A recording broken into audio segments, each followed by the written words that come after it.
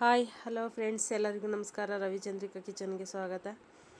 ಇವತ್ತಿನ ರೆಸಿಪಿ ಸಂಜೆ ಟೈಮಲ್ಲಿ ಏನಾದರೂ ಟೀ ಜೊತೆಗೆ ತಿನ್ನಬೇಕು ಅಂತ ಅನಿಸಿದ್ರೆ ಈ ಥರ ಕಡಲೆಪುರಿ ಇದ್ದರೆ ಮನೇಲಿ ಪುರಿನ ಒಗ್ಗರಣೆ ಮಾಡಿಕೊಂಡು ಮಕ್ಕಳಿಗೆ ಸ್ನ್ಯಾಕ್ಸ್ ಥರ ಕೊಟ್ಟರೆ ತುಂಬ ಚೆನ್ನಾಗಿ ಇಷ್ಟಪಟ್ಟು ತಿಂತಾರೆ.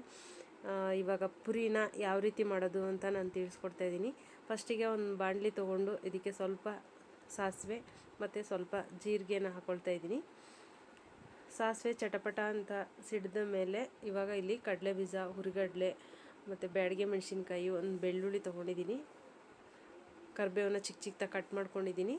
ಇವಾಗ ಬೆಳ್ಳುಳ್ಳಿನ ಹಾಕ್ಕೊಂಡಿದ್ದೀನಿ, ಮೆಣಸಿನ್ಕಾಯಿ ಎಲ್ಲ ಒಗ್ಗರಣೆಗೆ ಕಡಲೆ ಬೀಜ ಕೂಡ ಸೇರಿಸ್ಕೊಂಡು ಕಡಲೆ ಬೀಜ ಚೆನ್ನಾಗೆ ಫ್ರೈ ಆಗೋವರೆಗೆ ನಾವು ಹುರ್ಕೋಬೇಕು. ಇದನ್ನು ಅದು ಹಸಿ ಇರಬಾರ್ದು, ಕಡಲೆ ಬೀಜ ಚೆನ್ನಾಗಿ ಕ್ರಿಸ್ಪಿ ಆಗೋ ತನಕ ನಾವು ಫ್ರೈ ಮಾಡ್ಕೊಳ್ಳೋಣ. ಆಮೇಲೆ ಇದು ಕಡಲೆ ಇತ್ತಲ್ಲ, ಹುರಿಗಡಲೆ, ಅದು ಕೂಡ ಸೇರಿಸ್ಕೊಳ್ತಾ ಇದ್ದೀನಿ. ಇದಕ್ಕೆ ಸ್ವಲ್ಪ ಚಿಲ್ಲಿ ಪೌಡ್ರು ಮತ್ತು ಅರಿಶಿನ ಪುಡಿ, ಸ್ವಲ್ಪ ಗರಂ ಮಸಾಲ, ಆಮೇಲೆ ಉಪ್ಪು ಮತ್ತು ಒಂದು ಅರ್ಧ ಸ್ಪೂನ್ ಸಕ್ಕರೆನ ತೊಗೊಂಡಿದ್ದೀನಿ. ಎಲ್ಲವನ್ನೂ ಹಾಕಿ ಜೊತೆಗೆ ಫ್ರೈ ಮಾಡೋಣ.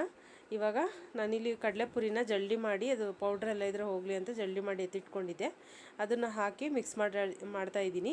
ನಿಮಗೆ ನಿಂಬೆ ಹಣ್ಣಿನ ರಸ ಬೇಕಾದ್ರೂ ಒಂಚೂರು ಹಾಕ್ಕೋಬೋದು, ಇಲ್ಲಾಂದರೆ ಚಾಟ್ ಮಸಾಲೆ ಇದ್ದರೆ ಅದು ಕೂಡ ಸೇರಿಸ್ಕೋಬೋದು, ಚೆನ್ನಾಗಿರುತ್ತೆ ತಿನ್ನೋದಕ್ಕೆ.